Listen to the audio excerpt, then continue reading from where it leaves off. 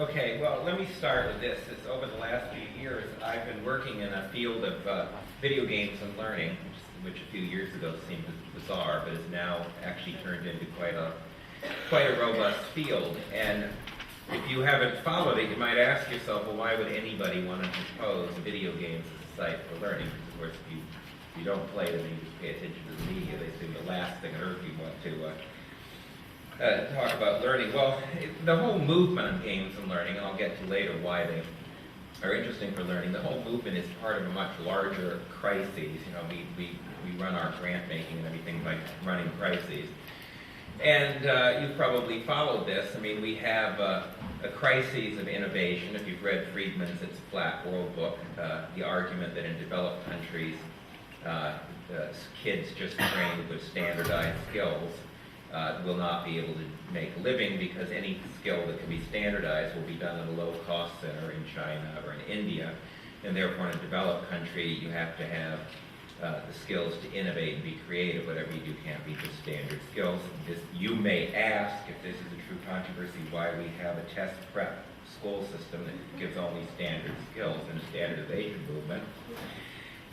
But at any rate, that's of course one of the reasons why we don't like our schools, because they're producing exactly the opposite of what it looks like the 21st century will want for developed countries.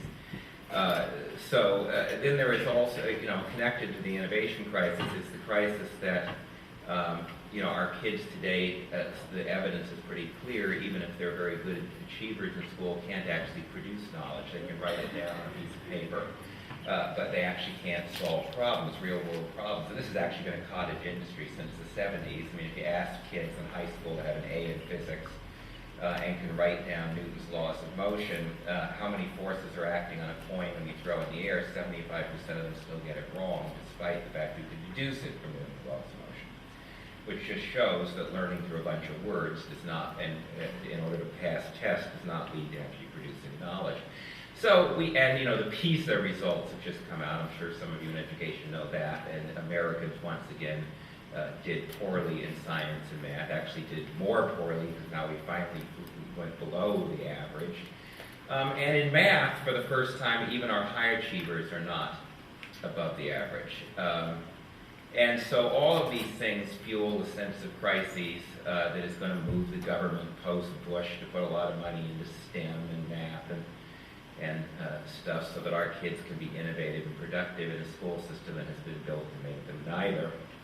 But there's a paradox to all this, and that is not one that the government, actually one the government is aware of, but made much of it, and that is that while we have this whole line about our schools not producing innovation, not producing knowledge producers, just consumers of words, the popular culture has become an environment in which kids produce knowledge and innovation all the time. As for the popular culture, whether you're talking about Pokemon or anime or machinima, video, blogging, whatever it is, we know that we are now in the age of pro-ams, that is professional amateurs. Even if you're an 11-year-old kid, if you get a passion for something, you can find a learning community out there and become an absolute expert in almost anything. Some of which no 11-year-old should be an expert on, but they are anyway. There are 11-year-olds running 300-person guilds in the World of Warcraft and organizing an international expedition within the game. So, this is an irony if you think about it. We're in an age in which any kid, no matter where, can become an absolute expert on anything, producing knowledge, not just consuming it, at a very high-tech level. If I have time, I'll give you an example at the end. When our schools produce no such thing, and we have now $1 billion effort to make them produce such thing, but maybe we should just close the schools and have the kids watch television and play video games. So this is games and learning then comes along because in fact it looks like these dirty capitalists who make popular culture know a hell of a lot more about how to make people experts and innovative and learners than the schools do. And so people have looked at a variety of platforms like video games and other technologies that might actually lead to more innovation. Now, the simple reason why video games are interesting to people as a form of learning, how many are gamers? Are anybody a gamer?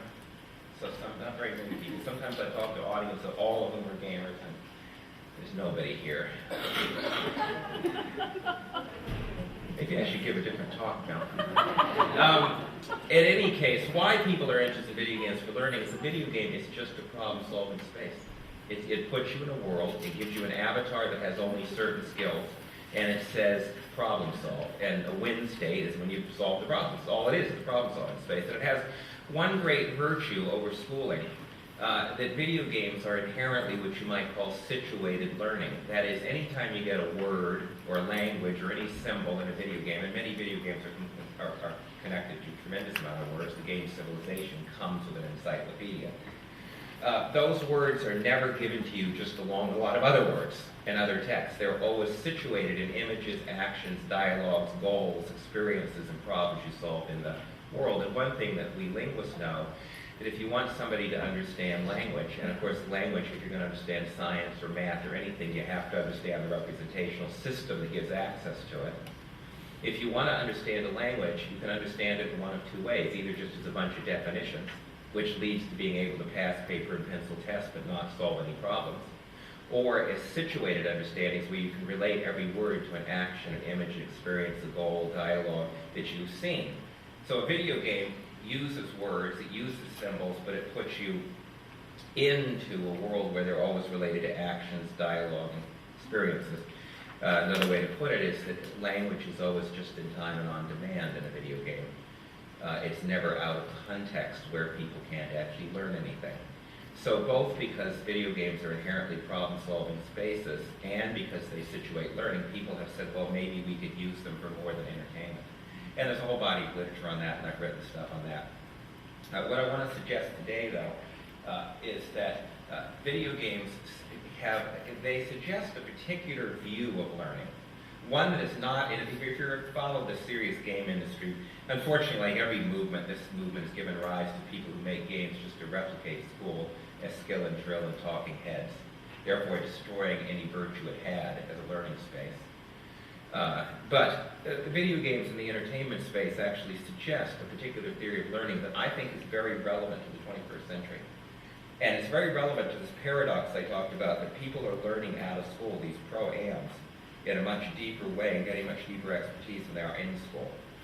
And because they kind of operate by the theory that I'm about to suggest. Now, since this is a very short talk and I don't have a lot of time, and I'm going to have to learn to go both backwards and forwards on this, I'm going to have to take the slides out of order. This is a much longer talk. See, you could just be processing. See how easy it is to process words out of context? Here's one thing that entertainment video games do. If you haven't played a game, you don't probably realize this. If you've just heard, about Grand Theft Auto and that you get to shoot people and it's bloody and then you think, is that games are not their graphics. A video game gives you a very pretty world. Sure enough, a world that looks like that. This is in Metal Gear Solid. It gives you a very pretty world, but if you in any video game, since you're there to solve problems, if all you do is stare at the pretty pictures, you get to play for 11 to 12 seconds because you're dead, somebody shoots you. You have to, in any video game, train your vision to look through the world, this pretty world, to look through that world, to see where are the leverage points for action I need to take to solve problems. You can't stare at the pictures. You have to learn the underlying structure of that world. So where are the leverage points? Where are the affordances for the actions I need to take? So in a game like this, which is a game of stealth, it actually comes with a set of training exercises that strip away all graphics and say, this is a game in which you have to find places to hide and places to position yourself in ways that you don't confront people directly. So don't stare at the edges and the corners and the places that allow for hiding. Look through the pretty pictures. And it actually teaches you to do that by stripping away all the pretty pictures and just showing you what you should be looking at. So it's training your vision.